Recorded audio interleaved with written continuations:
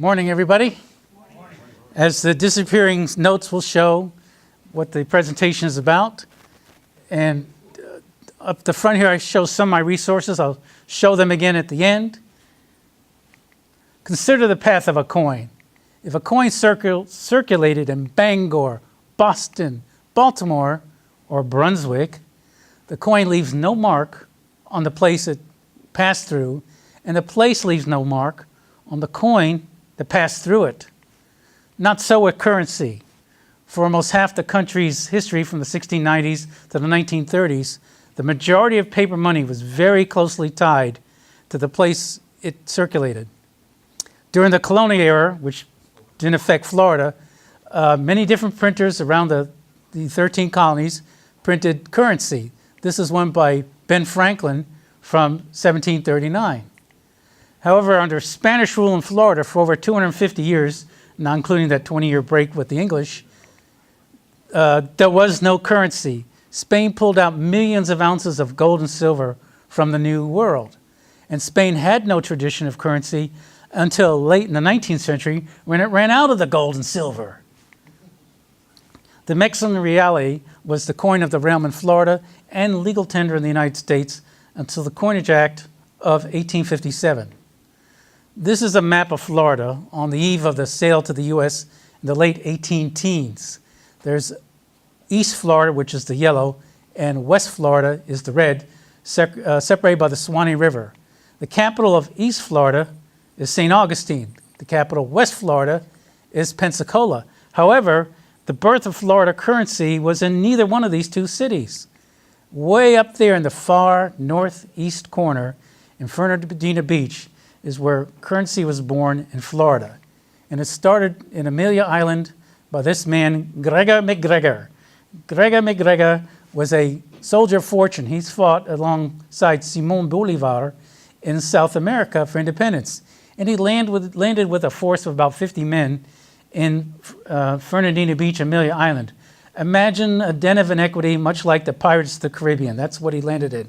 He hoped to create an independent country out of Amelia Island, and that people from the United States would come down and support his cause. It never happened. But before he decamped, just a few months later, he printed the very first currency that's actually money in Florida. And this is the one and only unique example of a 6 1/4 cent note, which is half a real. Okay, 8 reals make $1. That's where it comes from. And this is a half. And this one note is owned by Ronald Bennis. So this is a timeline I'll be covering on Florida currency. In 1817, we had the MacGregor note. In 1821, Florida becomes a territory, and over the next few years, we had some territorial notes. In 1845, Florida became a state. So between the territorial era and the early state era, there was a series of territorial and state chartered banks that produced their own money, which is the way it was in those days. Between 1861 and 65, there was a civil war, and the state of Florida produced notes during the war. Alongside the Civil War, there was a series of national currency acts that was establishing federally chartered banks. So from that point forward, from the 1860s to the 1930s, we had federally chartered national banknotes. Through all this time, over the 100 plus years, in fact later, we had merchant and commercial scrip. In 1913, we had the Federal Reserve Act. In 1933, FDR declared a bank holiday, closing all the banks. And in 1935, national currency was discontinued. So this is commercial scrip from the East Florida Steam Sawmill, which is in the vicinity of Jacksonville. Where exactly, nobody knows. But again, these are in Spanish denominations, 6 1/4 and 12.5 cents. This is one of the very first Florida territorial notes, and these were printed. It looked like somebody had a printing press in the back of an office. There's nothing special about this at all, but except that it's very early. A year later, Florida contracted with a northern company and produced notes done by steel plate engravings. So these are far more sophisticated. And these were done in sheets. This is one, a 4-subject sheet, 1, 2, 3, and 5. So throughout this era, sheets were whatever the issuer felt like was needed for commerce. They could have 5, 5, 5, 10, or whatever. So this was 1, 2, 3, and 5. These were printed until 1838, and the notes in all this era were cut by hand, so the horizontal borders between notes could be extremely narrow. This is an 1832 map of Florida. Again, we see St. Augustine and Pensacola. And notice here, southeast Florida, somewhere between North Brevard and South St. Lucie, or that vicinity, is Mosquito County. And believe it or not, Mosquito County hung around for quite a few decades. It actually grew after a while, along with the population of mosquitoes. Tallahassee was founded in 1824 by the Territorial Council, and it's located, people wonder, why isn't it Orlando? Well, there was no Orlando. And Tallahassee is midway between St. Augustine and Pensacola because the Territorial Council, every other year, had to shift from one long trip around the peninsula to the other to have the council. So they established Tallahassee so people could offload at Apalachicola and travel the 50, 60 miles to Tallahassee in the middle of the woods. This is from the Bank of Florida. It's the very first bank chartered in the territory in 1828. It was so ineptly run that the Territorial Council revoked its charter in 1832. It was reactivated spuriously in 1843 and closed in 1844. This is from the Central Bank of Florida, also in Tallahassee. It took over the assets of the Bank of Florida in 1833, but did not survive the bank panic of 1837.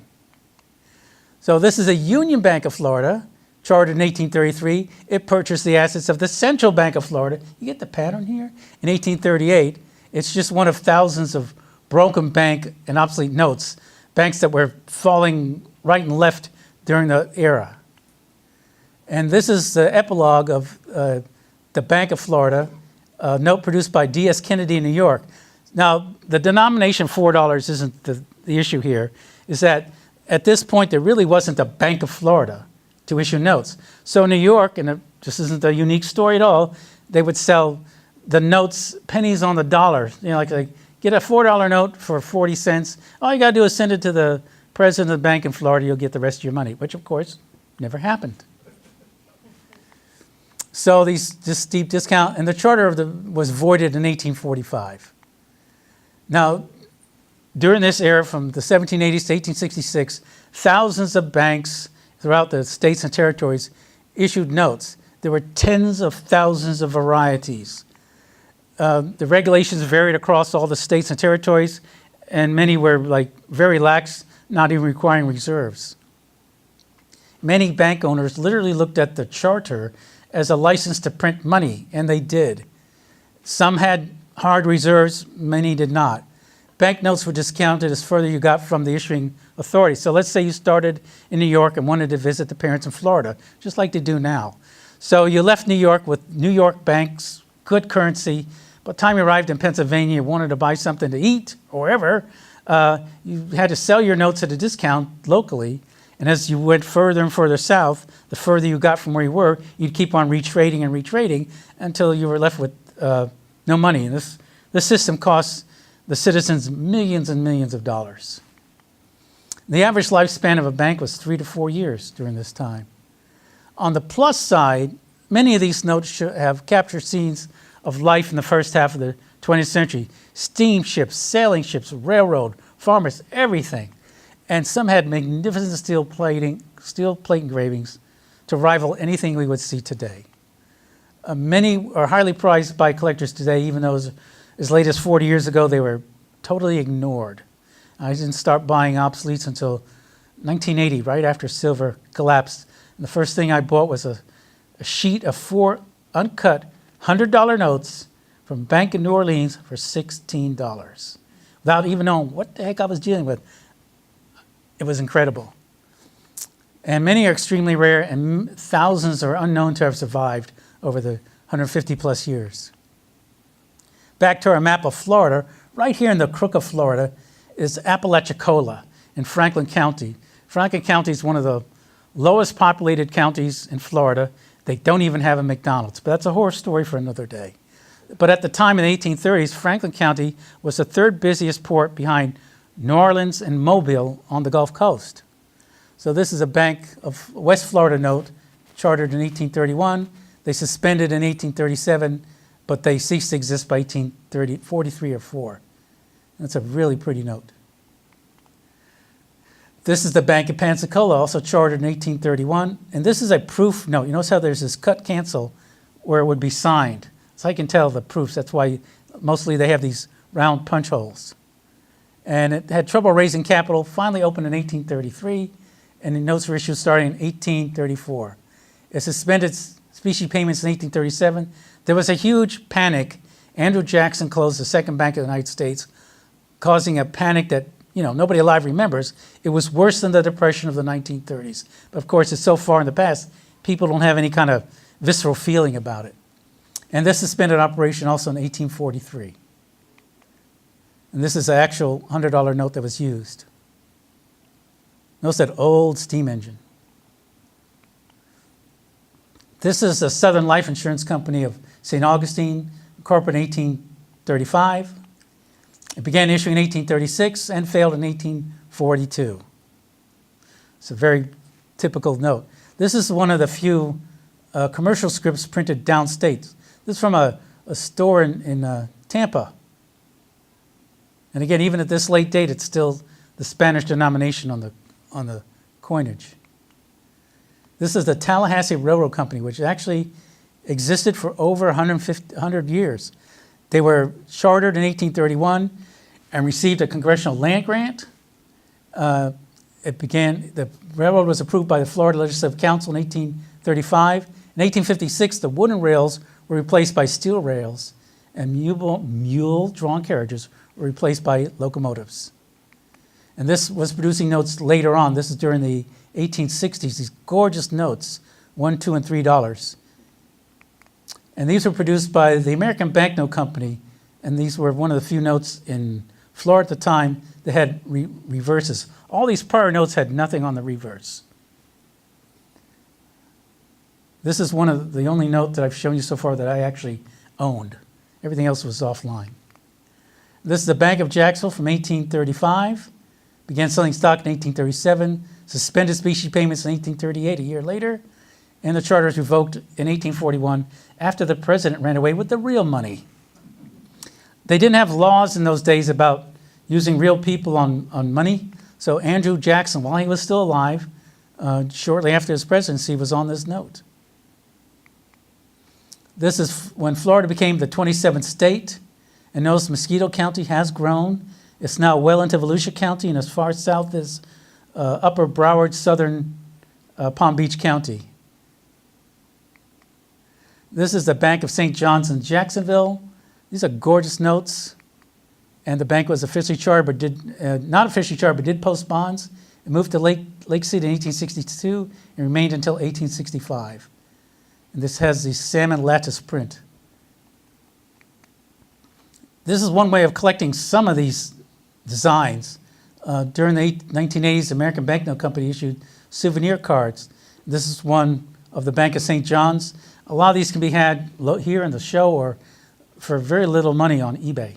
So these notes that sell for hundreds and hundreds of dollars. For just a few dollars, you can get the design using the original steel plates that made the notes. This is a State Bank of Florida in Tallahassee. Legislation approved this bank in 1851. It was the first institution chartered by Florida as a state. However, the rules were so onerous and had to be amended that they didn't actually issue notes until 1859. And this is a proof note from that bank. And now we have a more robust train. The Civil War caused the end. This is its bank. This is the Bank of Fernandina, incorporated in 1859. And in 1862, Fernandina was captured and the bank moved to Stark. And these notes featured a brilliant red overprint. This is the Bank of Commerce in Fernandina. This was chartered in February of 1861, 2 months before the Civil War broke out. It was the last bank chartered by the state. The bank never opened due to the outbreak of the Civil War. However, they had these notes printed up north by Danforth Wright, and it's a subsidiary of the American Banknote Company. If any notes are encountered signed and numbered, they're a spurious issue. The bank never issued the notes. And these had a magnificent brown overprint. And this is a uncut sheet of remainder, 5/5/10/20. And also a souvenir card by the American Banknote Company. So during the Civil War, we had the state notes. This is the first issue from 1861 in all those denominations. And this design of the 50 was the common design between 5 and 100. So 1, 2, and 3 had one design, 5 to 100 had another. And this is the second issue with less denominations, but a common design for all of them. And this is the third issue from 1863. This is what most people think about, this issue, when they think about the Florida Civil War notes. These had this a different design for each denomination and these very nice red overprints. And here's the 5. And a lot of these designs were not unique to Florida. That Indian Miss Lady was used on a Texas note during the 1830s.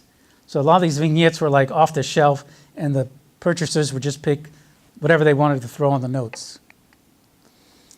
Because the currency coinage had totally been wiped out of circulation, the nation and the state of Florida was forced to produce fractional currency.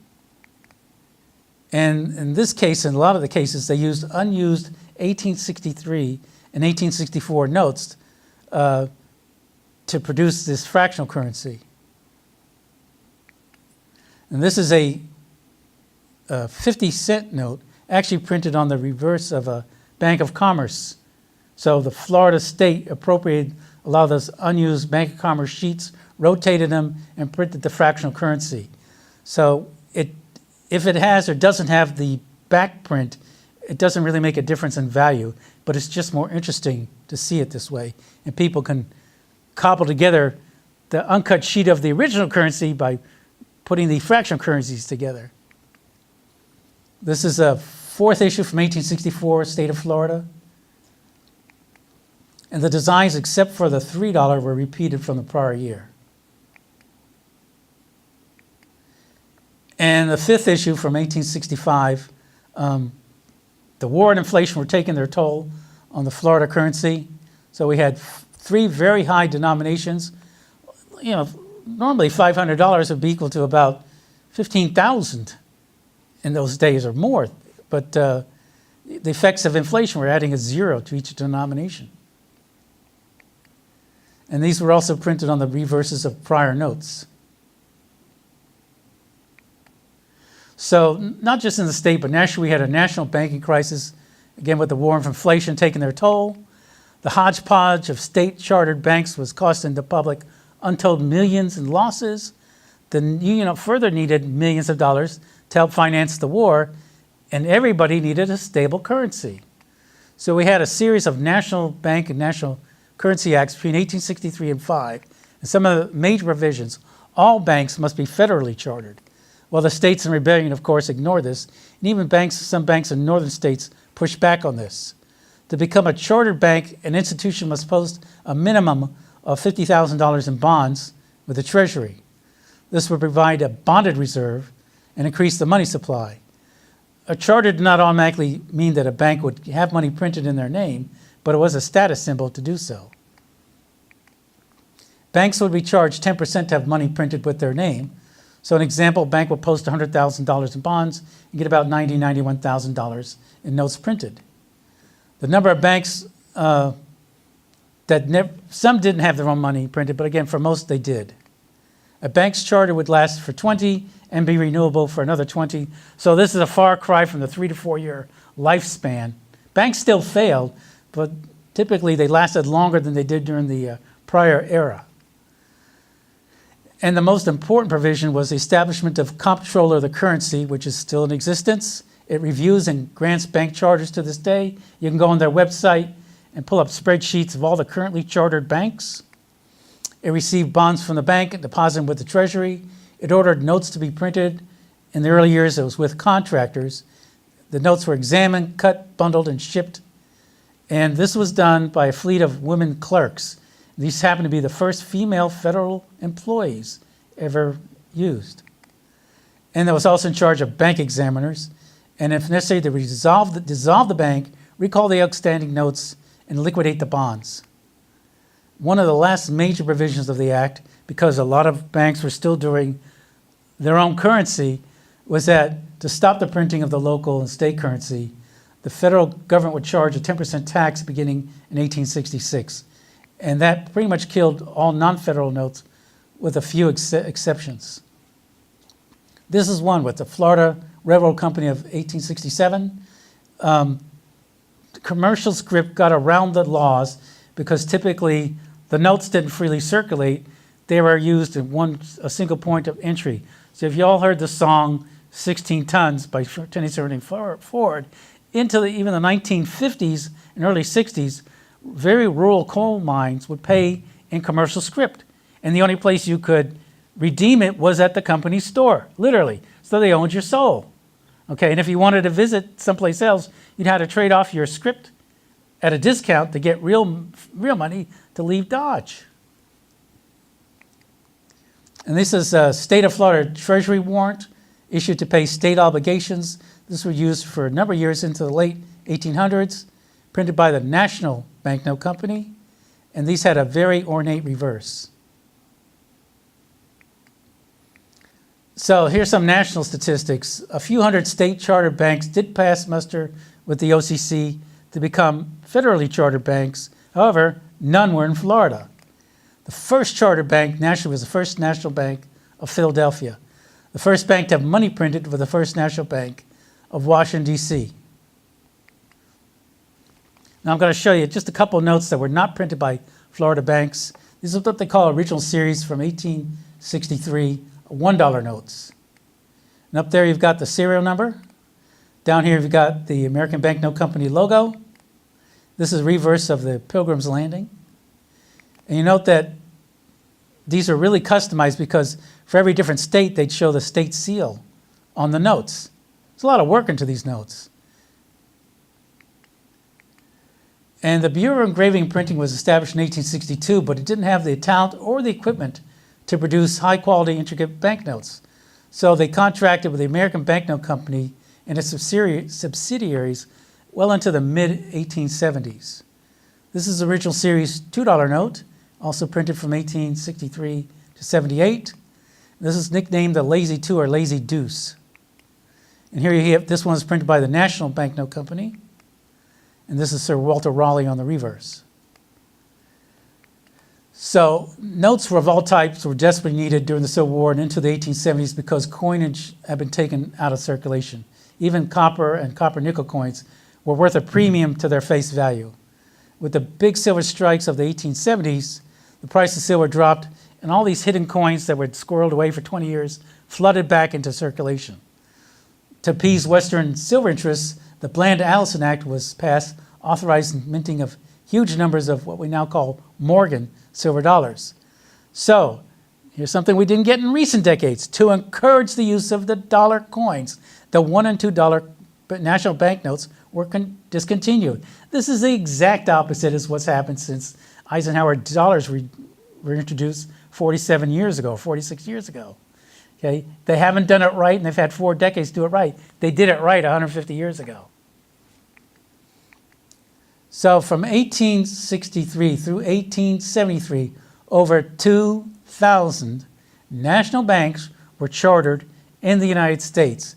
So here's a map of Florida showing the national banks at the end of 1873. Just to be clear, there aren't any. Florida had no banks since the last of those state chartered banks failed during the Civil War, a decade basically without a bank in Florida. So I'm not going to be talking about individual banks during this next era, except for the First National Bank of Florida.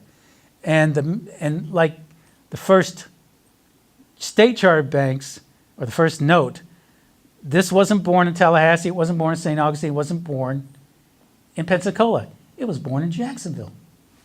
The man who instigated the First National Bank of Florida at the time had never set foot in the state. He just happened to be one of the most important figures in the history of the United States currency. Treasurer of the United States, Francis Elias Spinner. And on the instigation of Salmon Chase, Lincoln appointed Spinner right after his inauguration. And while Chase is considered to be the father of U.S. currency, Spinner is its midwife.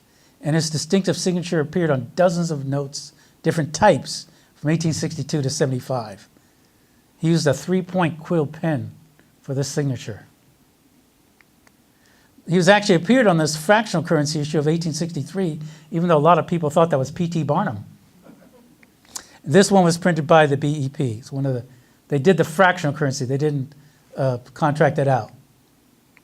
Back to the bank.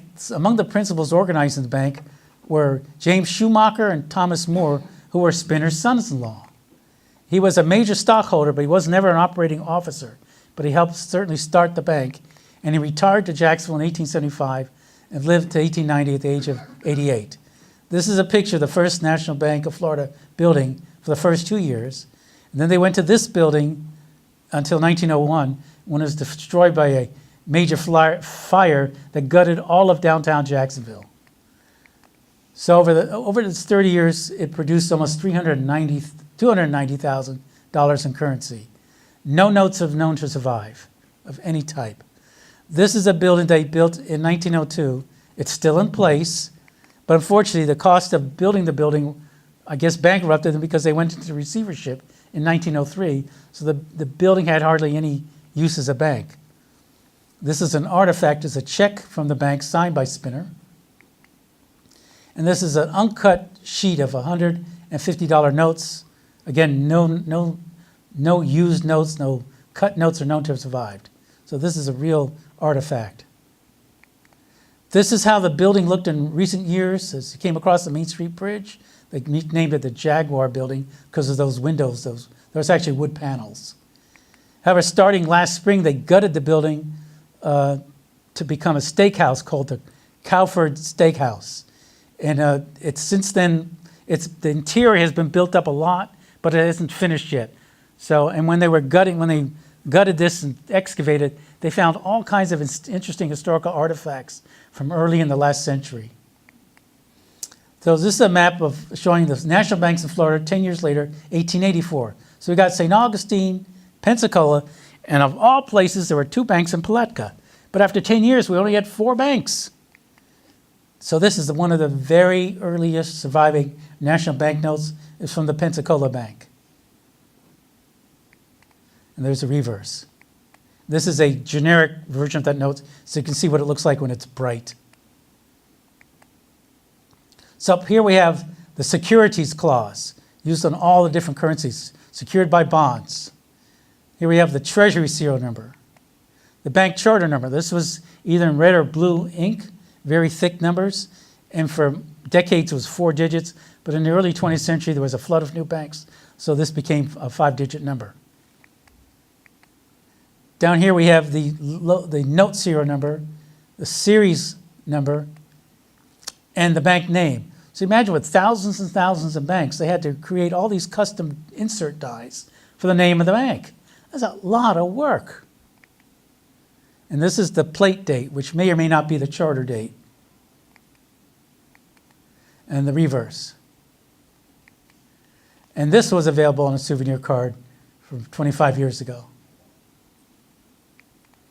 So this is the next series, a little bit less ornate than the original series, 1882, $5 National Bank note.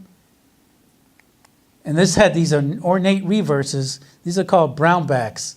So the reverse featured this very large charter number, but they still had the custom state seal. And this is an uncut sheet from the Tampa National Bank, 4 5s. And this is a piece of commercial script from a Tallahassee store for 25 cents. And I don't do much of this, but during this entire period, a lot of different places would produce a script like this. This is a $10 1882 national banknote, very ornate obverse. Same thing with the brown back. So for the first 20 years, roughly to about 1902 in that vicinity, this is how they looked. And this is a souvenir card for that design. Here's a $10. This is second charter. It's dated 1900, so it's the second charter. And these featured a much more generic reverse. This is a 20, also the brown back. And this is a sheet of 3 10s and a 20.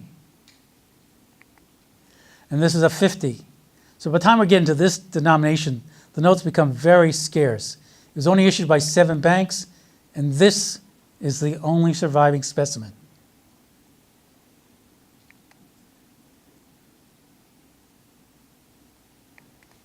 And this is a $100 note, Charter Bank of Tallahassee. And this is also issued by 7 banks, and this is only one of 3 surviving specimens. At the back of the convention hall, they have an exhibit in the Money Museum of Florida paper money. One of these is out there, and I was just floored to see it in real life. So due to the tremendous amount of work to set up these notes, the designs are very conservative and used as late as 1908, over 40 years. And by the turn of the 20th century, they're looking very antiquated. So a new series was started. So this is Florida seized with national banks in 1902. So now we're starting to see it, but 30 banks were chartered. 9 failed during panics in the 1890s. 9 survived the bank holiday of 1933. So this is a national bank note, the series 1902. And remember, the series date isn't necessarily the print date. These designs were conserved over a number of years, just like they are now.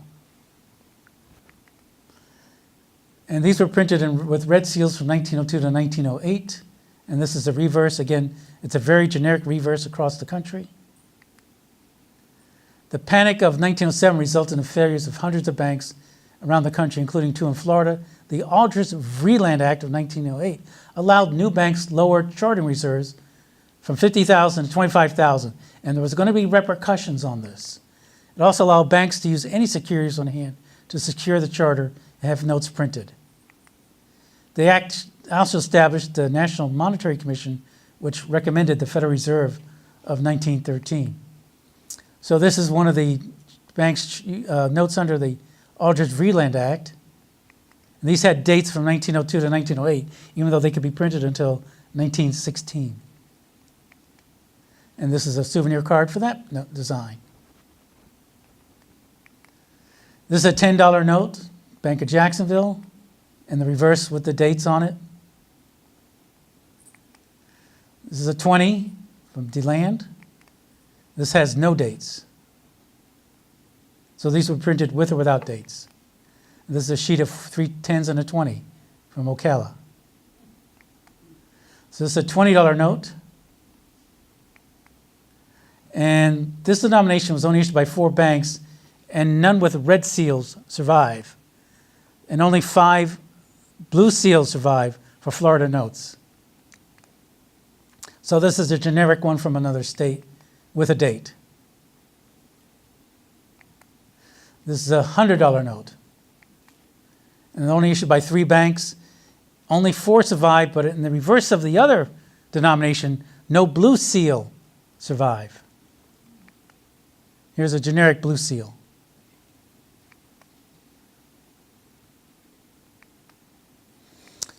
So in 1913, the Federal Reserve was establishing the central bank and 12 regional banks. So since 1837, this is the first time we had a national bank, and authorized the issuance of Federal Reserve notes and Federal Reserve bank notes. It created a monetary system that could be more effectively respond to stresses in the banking system. It required that all nationally chartered banks become members of the Federal Reserve system, and reserves are now set as a percent of securities, not as a fixed money. So a bank with $200 million would obviously pay more in reserves than a bank with 50. It made sense. The entire system is not tax-based.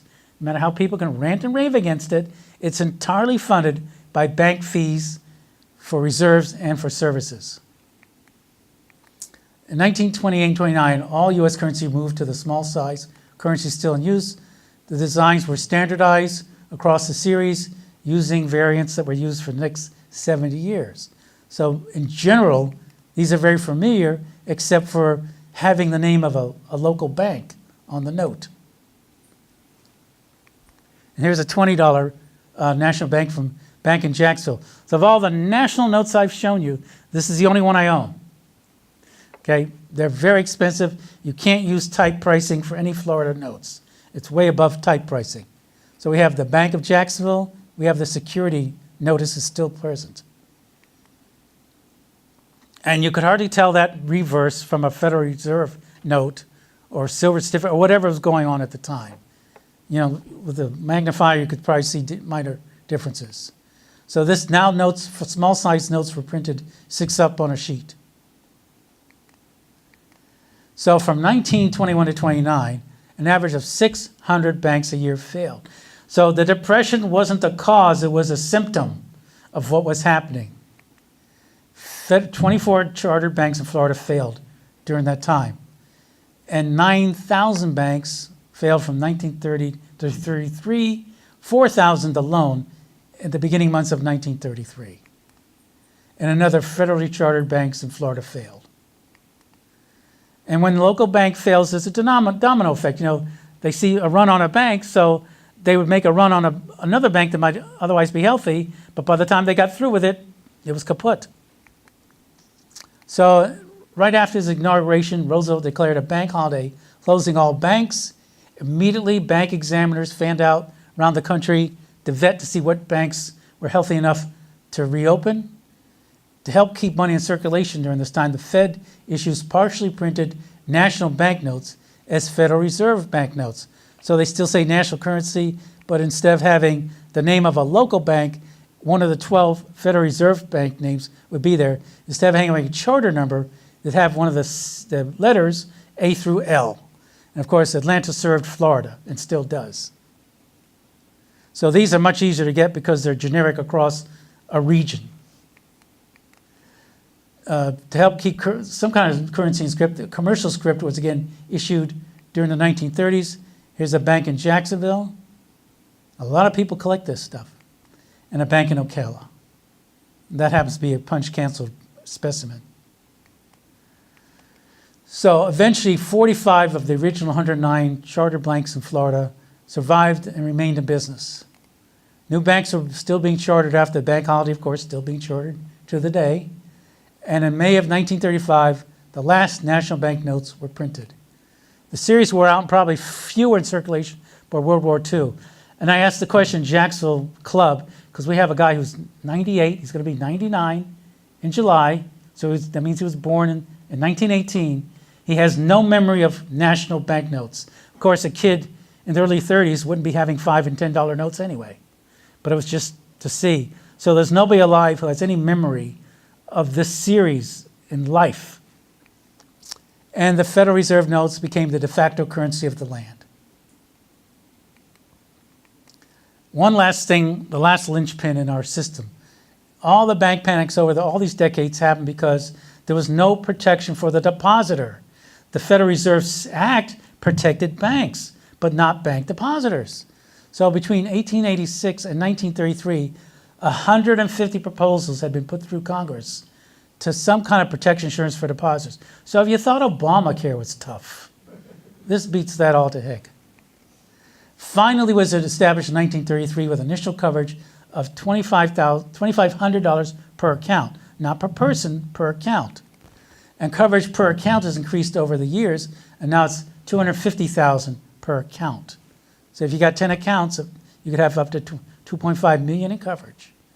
Every bank pays a small percent to the fund. So again, the fund and the FDIC are entirely fee-based, not tax-based.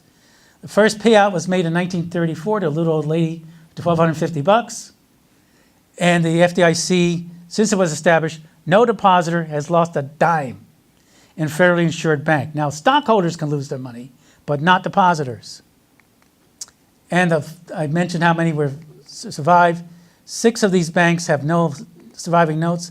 This is approximately $127 million. About 17 million notes were printed. And the most bank, this was about 13.5 million. And the least was this little bank in Tampa. Probably none of these survive. And of that 17 million notes, only about 3,600 are known to survive. And 76% of those are small size currency. so you can really appreciate the rarity of Florida large-sized national notes. And nobody collected during those days. Most of the notes that survived were by bank employees or principals as souvenirs. These are some of my resources. This is a 1980 book, long out of print, but it's the only book that covers the entire thing from 1817 to 1935. This is by Ron Bennis. He covers really the obsolete era. And this is, I recommend this William Youngerman website. There's a little drop-down box there. You can pick a city and see all the different notes printed for the Florida city. And I asked his permission, and I used a lot of images from his website. And this is part of David Bauer's 14-volume series covering Florida. The Georgia section is about 200 pages. The Florida section is 50. And for the national currency, I use Bauer's Encyclopedia.